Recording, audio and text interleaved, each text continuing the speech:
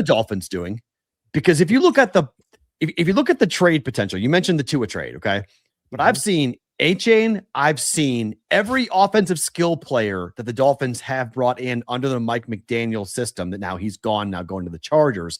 That are they punting on this year? Is this a tank year for the Dolphins and just saying, hey, we're going to burn it down. We have a brand new coach. Let's see what we can do to rebuild culture. But all these high ticket players that we paid under the previous regime, they all have to go. Like what they have the 11th pick in the draft. What's the outlook you have for Miami? I think they're absolutely tanking this year. And the other thing about this is a very expensive roster and that has also very definitive holes. Like the offensive line, I think you could paint yourself a rosy picture with, but like the pass rush, the secondary, taking on the contract of Minkah Fitzpatrick, all of it doesn't make any kind of freaking sense. And then, now Jalen Waddle's like, peace out. Like, I don't want to be here. Like all these different guys, like, and I think this is the way that the Dolphins should be going too. Like, but yes, I agree with you. Like, I think that this is a new coaching staff that is firmly both, whether it's the GM and the head coach, that are putting their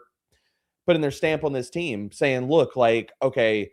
And some of this also, like, think about when Vrabel took over for the Patriots. He got his guys, the guys that were going to fit what he wanted to do from a culture standpoint, of a system and things like that. The Dolphins are doing the exact same thing. And I mean, it's either one way or the other. It's either for the Dolphins, do you paint yourself a really rosy picture and depending on where the owner's at and stuff and saying, look, this roster I'm giving you is good enough to compete. So I expect you to go out and compete.